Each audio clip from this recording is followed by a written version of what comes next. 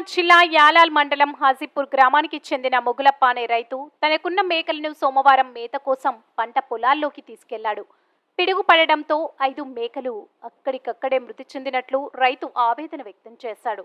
విషయం తెలుసుకున్న పశు సంవర్ధక శాఖ అధికారులు పిడుగుపాటుకు మేకలు మృతి చెందినట్లు ధృవీకరించారు. మొగులప్పకి న్యాయం చేయాలని ఉన్నతాధికారులకు గ్రామస్తులు కోరారు.